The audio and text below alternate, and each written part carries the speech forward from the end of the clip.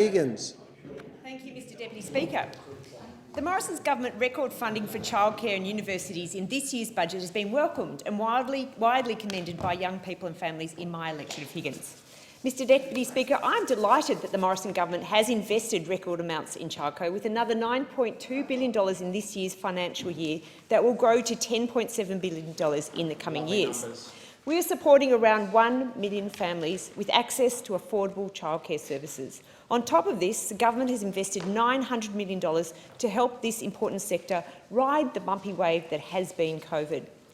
Mr Deputy Speaker, thanks to the reform this government has made, out-of-pocket costs have dropped for families by 3.2% in the last 2 years since our new reforms were introduced.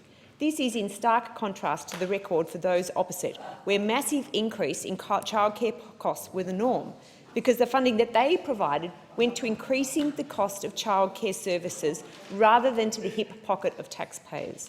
Mr Deputy Speaker, under Labor, the cost of childcare out-of-pocket expenses increased more than 50%. The policies of Labor drove costs in the wrong direction. This side of the House understands how to ensure that there continues to be downward pressure on costs to young families. Our government is providing support to those who earn the least and ensure the highest level of subsidy of 85% goes to those who need it the most. In fact, Mr Deputy Speaker, 70% of families have out-of-pocket expenses of less than $5 per hour per child, and nearly a quarter are paying less than $2 per hour per child for centre-based childcare.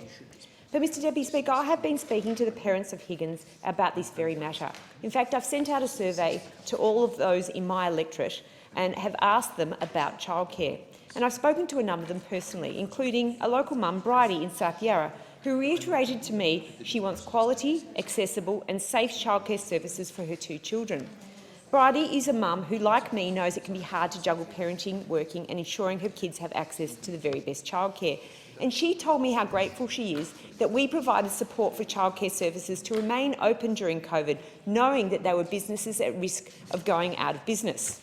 But she also noted that young parents are often dealing with financial pressures from many sources, and in their early 30s they are paying for HECS debt, childcare and shouldering new mortgages as they establish their families. So she's very grateful that our government understands that out-of-pocket costs do remain high, particularly in the inner city, and welcomes our efforts to keep downward pressure on these costs, even more important in the post-COVID experience.